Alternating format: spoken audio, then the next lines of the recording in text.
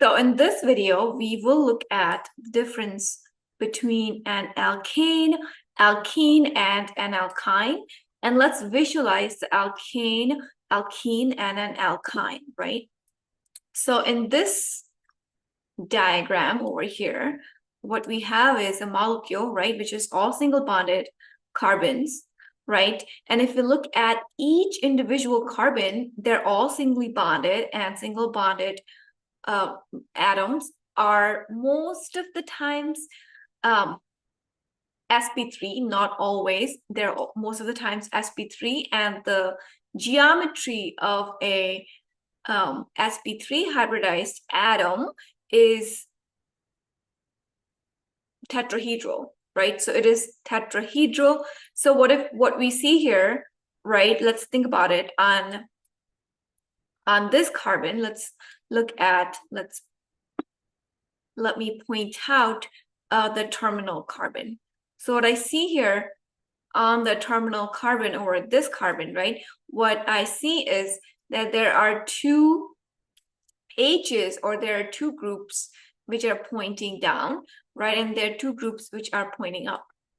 Okay, let's see again that there are two groups, right, which are pointing down. There are two groups which are pointing up, or in other words, we can just say that there are, and this is what a tetrahedral geometry looks like, right? There's one group which is pointing towards us, there's one group which is pointing away from us, and these two groups are actually in the plane. And this is what a tetrahedral carbon will actually look like. One group pointing towards us and the other group pointing away from us. This is nothing but a tetrahedral carbon. Let's look at a alkene molecule now, right? An alkene molecule, where what we have is, if one of the carbon is actually a double bonded carbon, right? So let's see over here, what we see is on this carbon, the central carbon and then the terminal carbon on the right, they both are double bonded carbon. The hybridization of a double bonded carbon is actually sp2. And notice, right, they both are sp2 and sp2. That's why first off, the geometry for an sp2 carbon is trigonal planar.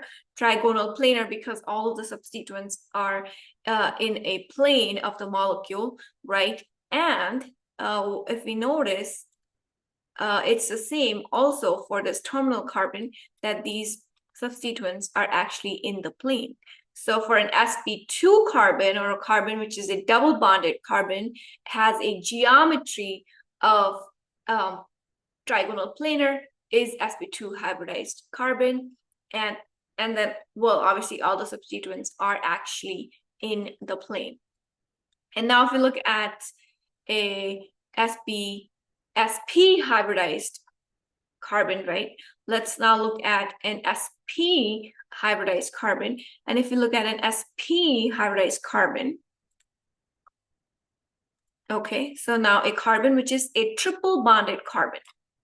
So what we see here is that over here, this is a triply bonded carbon.